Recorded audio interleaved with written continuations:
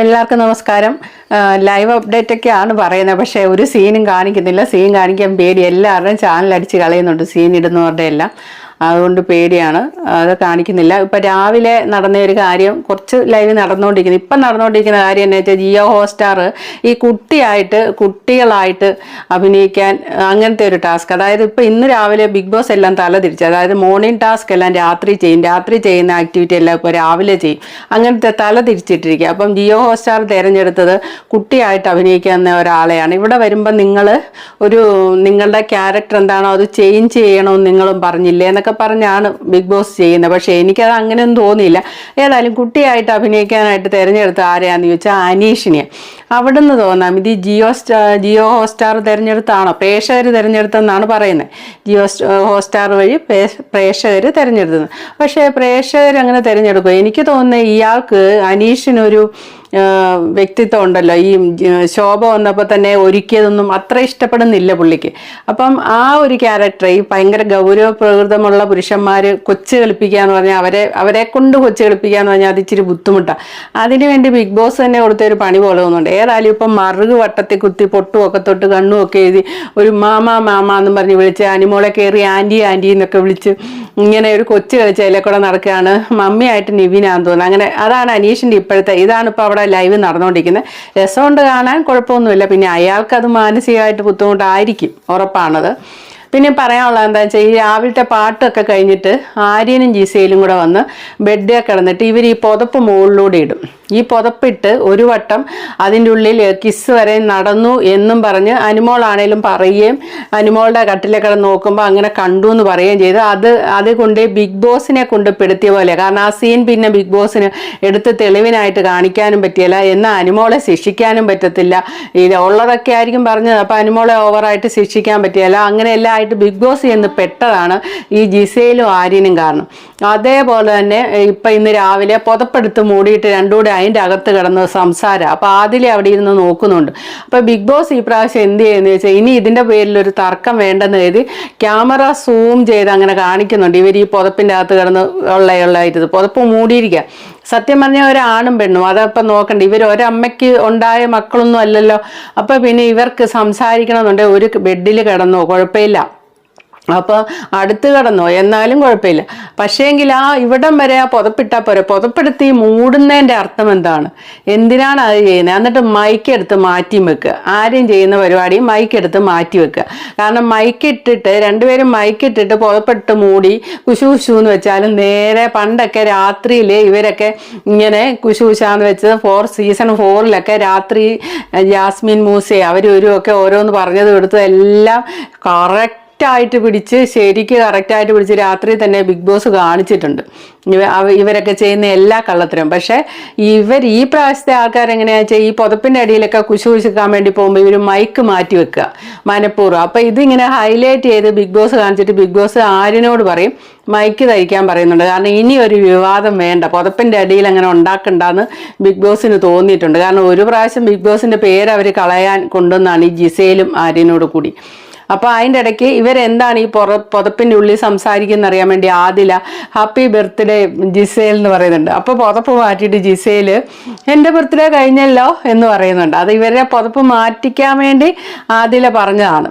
അങ്ങനെയാണ് തോന്നുന്നത്. അങ്ങനെ ഇന്ന് ശരിക്കും പറഞ്ഞാൽ ആര്യനിട്ടും ജിസേലിനിട്ടും ബിഗ് ബോസ് ആണ് ഒരു പണി കൊടുത്തത്. ഇനി അങ്ങനെ ഒരാളും വേറൊരാൾ, കാരണം ആദിലെ അവിടെ നോക്കുന്നുണ്ട്, അടുത്ത ഒരു പ്രശ്നമായിട്ട് ഈ കുൽസിതമായിട്ട് ഇനി അങ്ങനെ ഉണ്ടാക്കണ്ട. അല്ലെ തന്നെ കാണുന്ന നമുക്കും അരോചകം തോന്നും. മൈക്കുമൊക്കെ മാറ്റി വെച്ചിട്ട് പുതപ്പിൻ്റെ കീഴിൽ ഇവർ എന്തുണ്ടാക്കാനാണ്?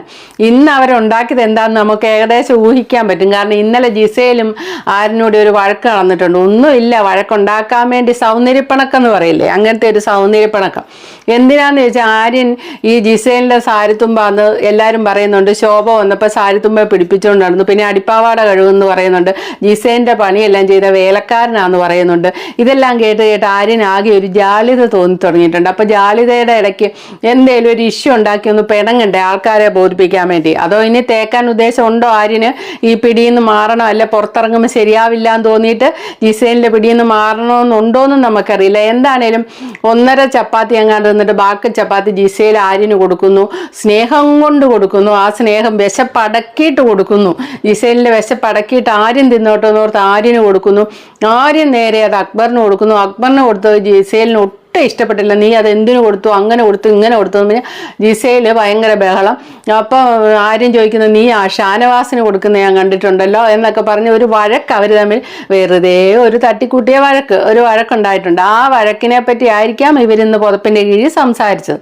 കാരണം അവർ തമ്മിൽ അത് പറഞ്ഞ് ജിസേല് പിടിവിടാതെ നടക്കുന്നുണ്ട്.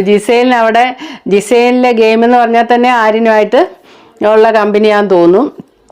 പക്ഷെ ഇന്നലത്തെ ഒരു ടാസ്കിൻ്റെ ഇടയ്ക്ക്, ആ കസേര എന്നുള്ള ടാസ്കിൻ്റെ ഇടയ്ക്ക് ആര്യൻ ജിസേലാണോ കുപ്പി പുറകെ കൊണ്ടുവച്ചത്, നീ എന്നെ ചതിക്കില്ലല്ലോ, നീ എന്നെ ചതിക്കില്ലെന്ന് എനിക്ക് ഉറപ്പുണ്ട്, ചതിക്കില്ലല്ലോടി എന്നൊക്കെ ചോദിക്കുന്നുണ്ട് കേട്ടോ. അത്രയും ഫ്രണ്ട്ഷിപ്പ് ആയിരിക്കാം രണ്ടുപേരും. എന്താണെങ്കിലും ഇപ്പം ആര്യൻ്റെ മനസ്സിൽ എന്താണെന്ന് നമുക്കറിയില്ല.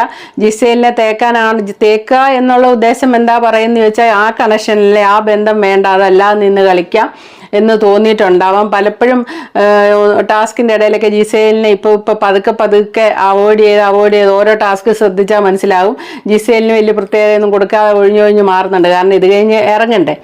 അത്രയൊക്കെ എന്ന് പറയാനുള്ളത്. ഇപ്പം രണ്ടാമത് ഈ പുതപ്പിൻ്റെ കീഴിൽ കിടന്നത് ഇനി ഒരാൾ കംപ്ലൈൻറ്റുമായിട്ട് വരാതെ, ഈ കുൽസിതമായിട്ട് വരാതിരിക്കാൻ ബിഗ് ബോസ് കയ്യോടെ ഇതെടുത്തു. രണ്ടാമത് ഇനി വേറൊരു കാര്യം പറയാൻ നിന്നുള്ളത് എന്താണെന്ന് ചോദിച്ചാൽ, ഈ ജിത്തു ജോസഫ് വന്നപ്പോൾ ഒരു കോയിൻ കൊടുത്തല്ലോ അനീഷിന്. ആ കോയിന് ആദിലം അടിച്ചു മാറ്റി വെച്ചു.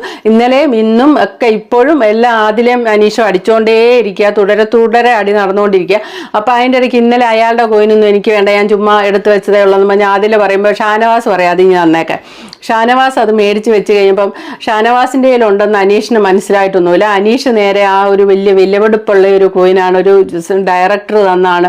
സിനിമാ ഫീൽഡിലുള്ള ഇവർക്കൊന്നും അത് വലിയ പ്രാധാന്യം ഒരുപക്ഷെ ഉണ്ടാവില്ല, പക്ഷേ എനിക്ക് ലൈഫിൽ അത് വളരെ പ്രാധാന്യമുള്ള സാധനമാണ്. ബിഗ് ബോസേ അതെനിക്ക് കിട്ടണമെന്നുള്ള രീതി ക്യാമറയുടെ മുന്നിൽ എന്ന് പറയുമ്പോൾ അത് പറയാൻ സമ്മതിക്കാതെ ഷാനവാസൊക്കെ കൂടെ വന്ന് നിൽക്കുക. അപ്പം നിങ്ങൾ ഇവിടുന്ന് പോകും, പ്രൈവസി, ഒരാളുടെ ഒരു ലിമിറ്റ് വേണമല്ലോ ഏത് കാര്യത്തിനും. ഒരാളുടെ പ്രൈവസിയിലേക്ക് ഓവറായിട്ട് ഫ്രണ്ടാന്നും പറഞ്ഞ് ഇടിച്ചു കയറല്ലോ. അതൊക്കെ ഷാനവാസ് ചെയ്യുന്നുണ്ട്. അത് ഇഷ്ടപ്പെട്ടില്ല, അനീഷ് ഇഷ്ടപ്പെട്ടില്ല, അനീഷ് മാറിയിരുന്നൊക്കെ പറയുന്നുണ്ട്. ഇതിൻ്റെ അകത്തെ ഒരു വിഷയം എന്താണെന്ന് വെച്ചാൽ, അനീഷും ആദിലയും നല്ല ശത്രുവാണ്. പക്ഷേ ഈ പെങ്ങളുകുട്ടിപ്പാസവുമായിട്ട് നിവിൻ്റെ പ്രശ്നത്തിൽ ഷാനവാസിനെ ചതിച്ച ആദിലയുടെയും നൂറയുടെയും പുറകെ ഹിറ്റ്ലർ കളിച്ച് നടക്കുകയാണ്, പെങ്ങളുകുട്ടിപ്പാസവും കളിച്ച് നടക്കുകയാണ് നമ്മുടെ ഷാനവാസ്. ആ ഷാനവാസാണ് ഇപ്പുറത്തെ സൈഡിൽ അനീഷുമായിട്ട് കമ്പനി. അപ്പം തന്നെ അവിടെ ഒരു ചേർച്ചക്കുറവായി എന്നുള്ളത് നമുക്കും കാണുമ്പോൾ, പ്രേക്ഷകർക്കായ നമുക്കും മനസ്സിലാകുന്നുണ്ട്. ഏതായാലും അവസാനം ഇന്ന് രാവിലെ ഇപ്പോൾ ഷാനവാസ് അത് എൻ്റെ കയ്യിലുണ്ടെന്ന് പറയുന്നുണ്ട്. അപ്പോൾ അനീഷ് തെറ്റിദ്ധരിക്കുകയാണ് അത് ഷാനവാസാണ് പിടിച്ചത്. അപ്പോൾ ഷാനവാസ് പറയുന്നുണ്ട് ഞാനല്ല അത് സൂക്ഷിച്ചത്, മറ്റൊരാളുടെ കയ്യിൽ നിന്ന് അത് ഞാൻ പോകാതിരിക്കാൻ മേടിച്ച് വെച്ചാണ്. നീ ചരിയനാ, വഞ്ചകനാ, എനിക്ക് അപ്പറേ അറിയാം, ഫ്രണ്ട്ഷിപ്പ് തിരഞ്ഞെടുക്കുമ്പോൾ അങ്ങനെ നോക്കണം ഇങ്ങനെ നോക്കണം എന്നൊക്കെ പറഞ്ഞ് അനീഷ് ആ ഒരു സൈഡിൽ അതൊക്കെ പറഞ്ഞു പോകുന്നുണ്ട്. ശരിക്കും എനിക്കും അതങ്ങനെ തോന്നി. അവർ തമ്മിൽ അത്ര അവിടെ കണ്ടുമുട്ടിയിട്ട്, ഇപ്പം മണിക്കുട്ടനും ഡിംബലും ഒക്കെ പോലെ അവരവിടെ കണ്ടുമുട്ടി അവിടെ നിന്ന് ഒരു ഫ്രണ്ട്സ് ആയ പോലെ തോന്നുന്നില്ല. ഈ ലാലേട്ടനും ബിഗ് ബോസും എല്ലാം പറഞ്ഞതിൻ്റെ പുറത്തൊരു ഫ്രണ്ട്സ്. പിന്നെ അതല്ലെങ്കിൽ അനീഷാണ് അവിടെ, മാരാരൊരിക്കൽ പറയുന്നുണ്ടായിരുന്നു, അനീഷാണ് അവിടെ ഏറ്റവും നന്നായിട്ട് കളിക്കുന്നത്. അപ്പോൾ ഷാനവാസിൻ്റെ ശരിക്കുള്ള എതിരാളി അനീഷാണ്. അപ്പോൾ അനീഷിനെ ശത്രുവാക്കിയാൽ ശരിയാവില്ല, പ്രേക്ഷകർ തിരിയും ഷാനവാസിനെതിരെ എന്ന് മനസ്സിലാക്കിയിട്ട് ഷാനവാസ് ഒരു പക്ഷേ അനീഷിനെ ഫ്രണ്ട് ആക്കിയതാവാം, അനീഷ് അതിൽ വീണതാവാം. അപ്പോൾ ഷാനവാസാണ് ഒരിത്. എന്താണേലും പ്രേക്ഷകർക്ക് ഇപ്പം കൂടുതൽ ഇഷ്ടം അനീഷിനോട് തന്നെയാണ്. അപ്പം ഇത്രയൊക്കെ ഇന്നത്തെ ലൈവിൻ്റെ അകത്ത് നടന്നുള്ളൂ. ഇപ്പം ലൈവ് കാണാൻ ഇന്നിപ്പോൾ ഒരു രസമുണ്ട്, കാരണം അനീഷ് ഇങ്ങനെ കുട്ടിയായിട്ട് ഒരുങ്ങി നടക്കുന്നുണ്ട്. അപ്പോൾ okay, thank you for watching. അടുത്ത വീഡിയോ കാണാം.